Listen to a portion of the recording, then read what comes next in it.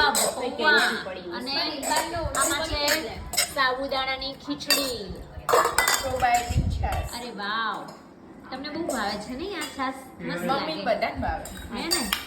હાલો રામભાઈ કેવી બની છે? બહુ ફાઇન બની છે. બંને સારું બની. બંને આપણે મિક્સ કરી લીધું. જો હા. એક બાજુ આ, એક બાજુ આ.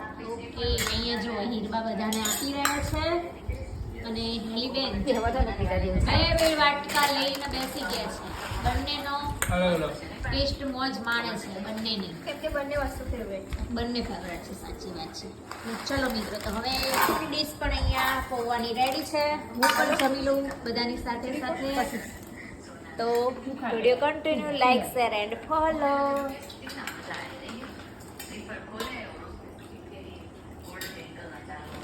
તો ગાઈસ, શું બની ગયું છે આજે જમવામાં? જમવામાં જે ફરાળી સ્પેશિયલ છે.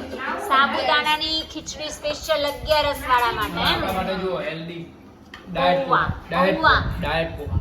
ઓકે, તો અહીંયા બન્યા છે પૌવા, અહીંયા છે સાબુદાણાની ખીચડી અને હેલીબેન તો બે ડીશો ભરીને બેસી ગયા છે. જો રાખવું છે આપણું. બંનેની મોજ માણે છે એમ ને? પૌવા બી ખાવાના અને આ લોકો શું અડધું આમ ને અડધું આમ ને. પૌવા ને ખીચડી બંને ના મારે તો પૌવા નહીં ખાવાના. નહીં ખાવાના? પૌવા તો મારા ફેવરેટ પૌવા. પૌવા ફેવરેટ તારા? મારા પૌવા નહીં ખાવાના. ખીચડી પૌવા એમ. કોથમીર ખાવાની નાખી.